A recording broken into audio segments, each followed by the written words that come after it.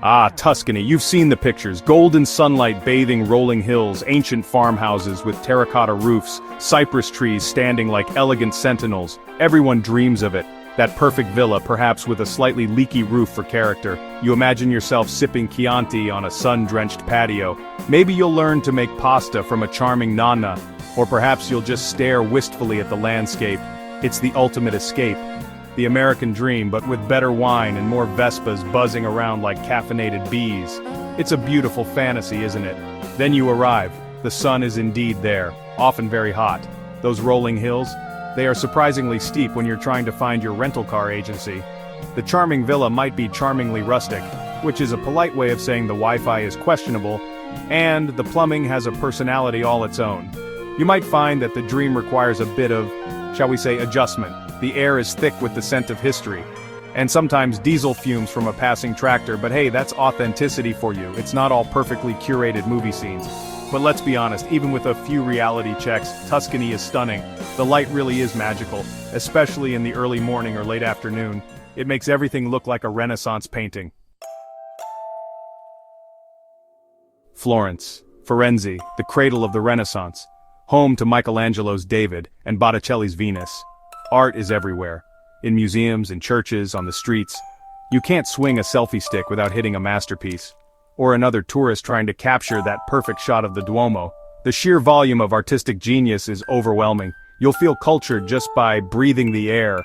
Or maybe that's just the collective breath of thousands of visitors. It's hard to tell sometimes. Speaking of visitors, let's talk about the crowds. Florence is popular. Very, very popular, especially in summer. You'll share your personal space with people from all over the world.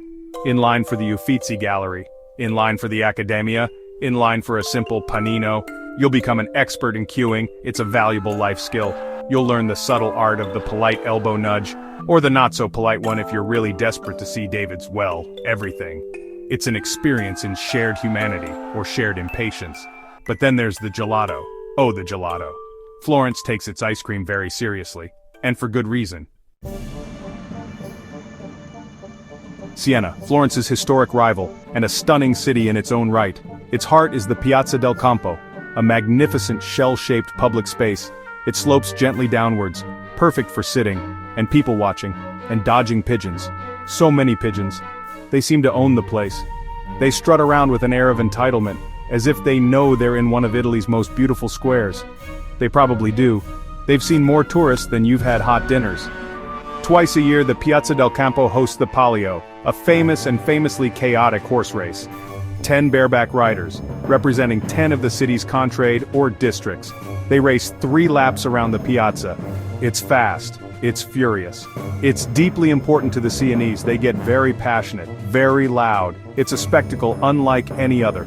A tradition dating back centuries. If you're there during Palio, prepare for intense energy, and maybe bring earplugs. The cheering is deafening. For a bird's-eye view, you can climb the Torre del Mangia, the tall tower overlooking the piazza. It's over 400 steps, a good workout. Welcome to Chianti country, or Montalcino, or Montepulciano. Tuscany is synonymous with wine. The landscape is a patchwork of vineyards, rows and rows of grapevines, stretching as far as the eye can see. It's incredibly picturesque, exactly like the brochures. You'll feel an urge to buy a straw hat, and maybe learn to play the accordion. It's that kind of place. The sun shines, the grapes ripen, and tourists arrive in droves, eager for a taste. Wine tasting, it's practically a mandatory activity in Tuscany. You visit a winery, you get a tour, you learn about Sangiovese grapes, about oak barrels, about terroir, then comes the tasting. You swirl the glass, you sniff appreciatively, you take a sip. You try to detect notes of cherry, leather, or old socks, as described by the expert. It's a sophisticated ritual, or a good excuse to drink wine in the afternoon. You decide. Section 5, Tuscan cuisine, beyond pizza and pasta, but mostly pizza and pasta. Tuscan food. The phrase itself conjures images of rustic tables overflowing with simple yet delicious dishes. Fresh ingredients, seasonal produce, time-honored recipes. At least that's the marketing pitch, and often it's true. The focus is on quality, letting the natural flavors shine. Olive oil is king, bread is essential, usually unsalted, which takes some getting used to, but you'll manage, especially when there's so much else to enjoy. It's a carb lover's paradise. Yes, there will be pasta, lots of pasta, pappardelle with wild boar ragu, peachy, a thick hand-rolled pasta, often with a simple tomato sauce or aglione, a garlic sauce, and of course pizza. While Naples is the official home of pizza, Tuscans make a pretty good version too. Thin crust, fresh toppings. You won't go hungry. You might, however, need looser pants by the end of your trip. Consider it a souvenir, a very personal, internal souvenir that you carry with you. But Tuscan cuisine is more than just pasta and pizza, though they are very good at both. Look for ribollita, a hearty bread and vegetable soup, perfect for a cooler evening. Or panzanella, a bread salad with tomatoes, cucumbers, and onions. Section 6. The locals. Charming, loud, and always right. Tuscans, and Italians in general. They are a vibrant bunch, full of life, full of opinions, full of hand gestures. They communicate with their whole bodies. A conversation can look like a theatrical performance, especially if it involves disagreement or football, or the proper way to make coffee. They are passionate, expressive, and often very loud. You'll hear them before you see them, which can be helpful when navigating crowded markets, or trying to find the party. The hand gestures. It's a language in itself, a flick of the wrist, a pinch of the fingers. Each gesture has a specific meaning. You'll try to decipher them. You might even try to use them, probably incorrectly, leading to amused smiles or utter confusion, but it's all part of the fun. It shows you're trying. And Italians appreciate effort. Section 7, Parla Inglese, the joy of charades and Google Translate, the language barrier. It's a classic travel adventure. You arrive in Tuscany, armed with your phrase book and a hopeful smile. Parla Inglese, you ask? Sometimes you get a confident yes. Often you get a hesitant shake of the head, or a torrent of rapid-fire Italian, which sounds beautiful, but is utterly incomprehensible. This is when the fun begins, or the mild panic, depending on your personality, and how urgently you need a bathroom. Your high school Italian lessons? They might not be as helpful as you hoped. Remembering how to conjugate verbs is tricky, especially when you're trying to order coffee, or explain a complicated dietary restriction. Ciao, grazie, and prego are your new best friends. Use them liberally. Pointing also works surprisingly well, as does smiling a lot. People are generally kind. They want to understand you, even if it takes a bit of effort.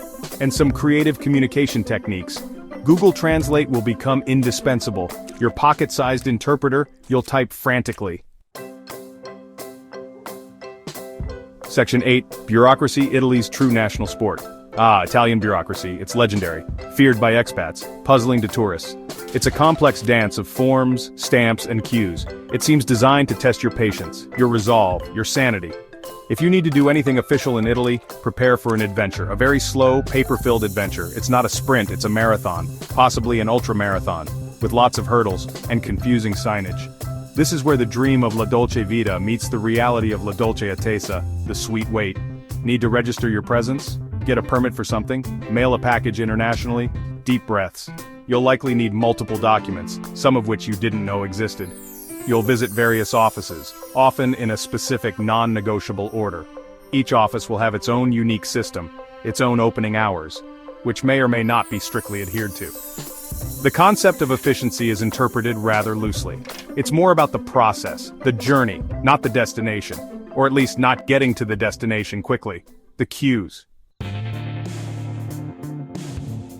Section 9. So, is Tuscany worth it? Spoiler, probably. So, we've poked a bit of fun at the crowds, the quirks, the sometimes baffling Italian ways.